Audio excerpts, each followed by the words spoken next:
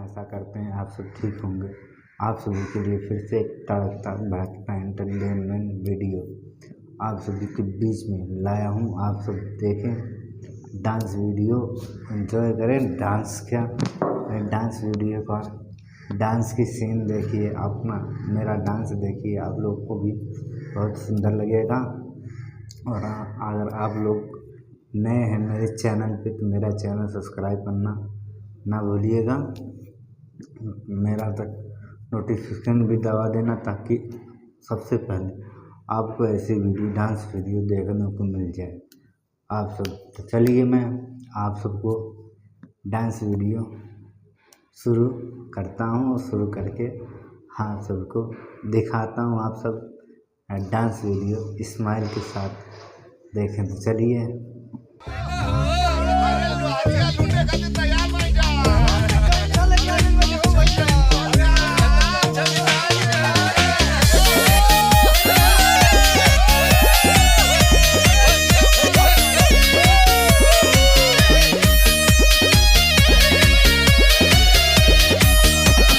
के लाली बह जाता हो, मेकअप कूल ही बह जाता हो।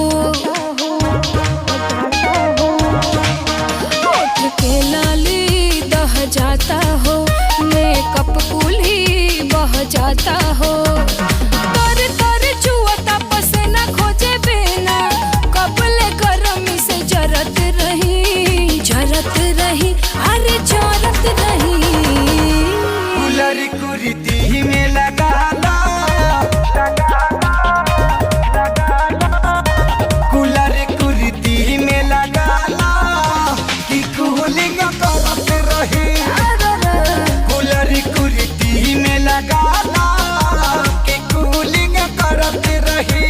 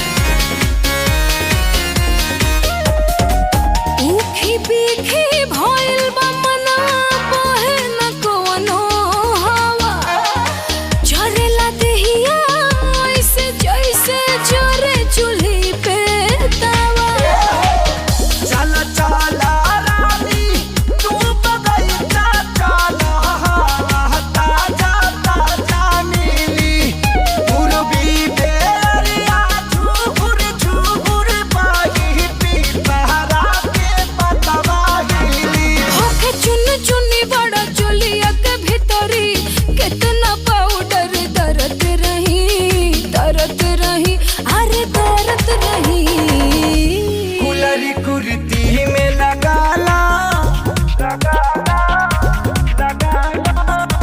कूलर कुर्ती में लगा ला कि कूलिंग करत रही।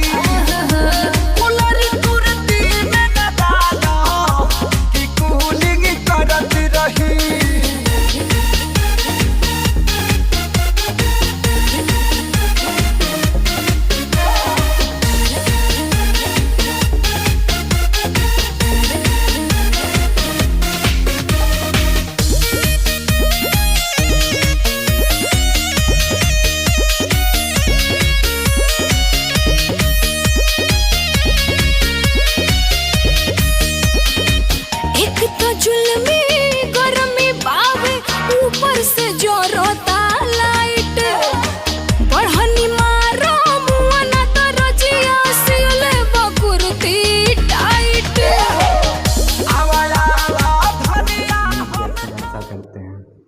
आप सबको मेरी डांस वीडियो अच्छी लगी होगी, बहुत प्यारी लगी होगी। आप लोग मेरे वीडियो पे बहुत प्यार दुलार दिए होंगे, मुझ पर भी प्यार दुलार दिए होंगे। आप सब इसी तरह से अपना प्यार दुलार बनाए रखना।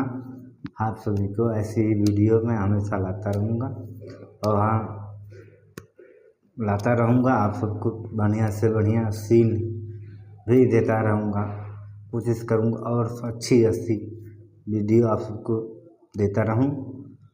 तो आप लोग मेरा चैनल भी सब्सक्राइब कर लेना तो चलिए मैं आप सबको किसी नए वीडियो किसी इंटरटेनमेंट नए के साथ आप सबसे फिर मिलूँगा। तब तक के लिए जय भीम, जय भारत, नमो बुद्धाय।